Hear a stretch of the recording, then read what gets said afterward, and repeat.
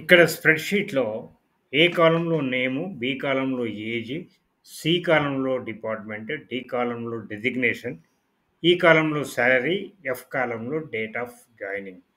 మనము salary department wise అందరి సాలరీలు total salaries ఎంత అనేది కనుక్కుందాం.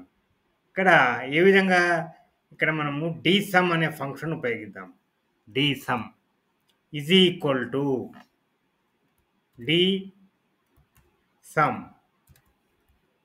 డేటా ఏ సెల్ నుంచి ఏ సెల్ వరకు ఉన్నది data set A1 to F101 comma next ఏంటిది ఫీల్డ్ ఏం ఫీల్డ్ కావాలి సాలరీ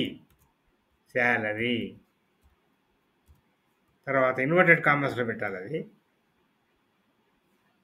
సాలరీ మళ్ళీ కామా ఇప్పుడేంటిది ఇప్పుడేం చేయాలి క్రైటీరియా ఎక్కడున్నది H2 నుంచి H3 వరకు ఉన్నది.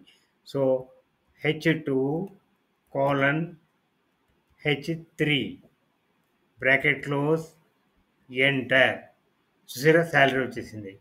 నేను డిపార్ట్మెంట్కి ఒక డ్రాప్ డౌన్ లిస్ట్ పెట్టాను. అన్ని డిపార్ట్మెంట్స్ కవర్ చేస్తాయి. దానిలో మనం సెలెక్ట్ చేసుకోవచ్చు.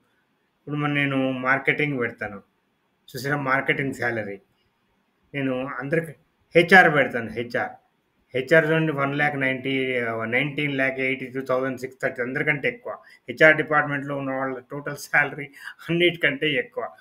ఈ రకంగా మనము డీసమ్ అనే ఫంక్షన్ ఉపయోగించి ఈ అందరి సాలరీ క్రైటీరియా బేస్డ్ సమ్ను మనం చేయవచ్చు.